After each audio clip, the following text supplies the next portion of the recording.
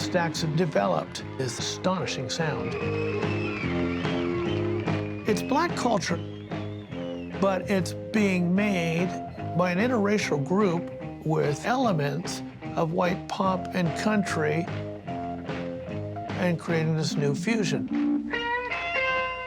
Once you have green onions, STAX starts getting a reputation as being this place where great R&B records can be made.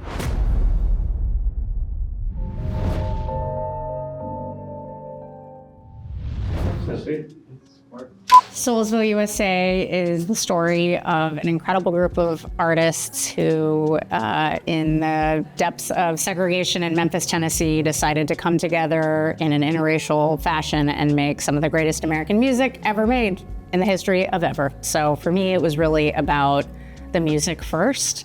And then in the research, I discovered this incredible, truly American story about what it takes to overcome obstacles, to pursue your dreams, to do that in the face of hatred and violence. One of the things that was the most exciting for us when we first met with Michelle was the idea of telling it big, telling it over 4 or 5 hours, and giving that space to not only the music and the artists, but the political, social background to go into those depths at every story and every turn, and it wouldn't have worked any other way. By 1967, Southern soul music explodes, and STAX was the blueprint for that sound.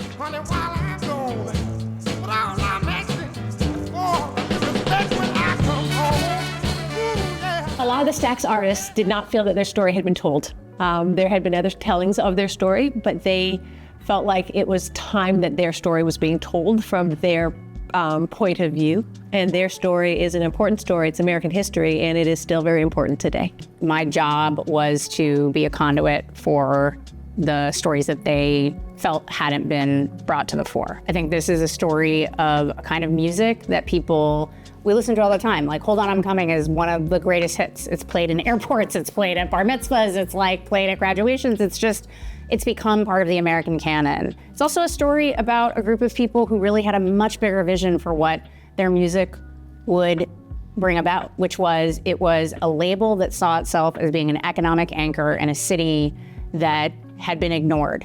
STAX ultimately didn't triumph. The music lives on. They were one knock at a door that we have to keep knocking at. You have to just keep fighting those battles. We can't give up. And I think that's the message that's behind this series.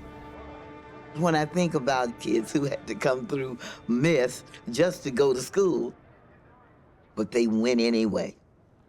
They knew who they were.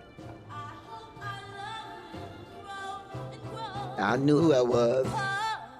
I was a music person, and I was chosen. It's painful sometimes, because everything, when you're chosen, it doesn't mean everything's gonna go perfectly. I think the Peabodys recognizes excellence in storytelling, and I am grateful that STAX Soulsville U.S.A., through the peers and the jurors, have honored us in this way. And this is a kind of recognition that isn't about popularity. It's not about necessarily having the most famous celebrity at the center of it. It's not about global domination. It's really about the story at the center of this. It's about artists believing in themselves, and hopefully the series that we made is a reflection that's trying to create a story that is deserving of the art that is at the center of the story. And for the Peabodys to recognize that, it's amazing.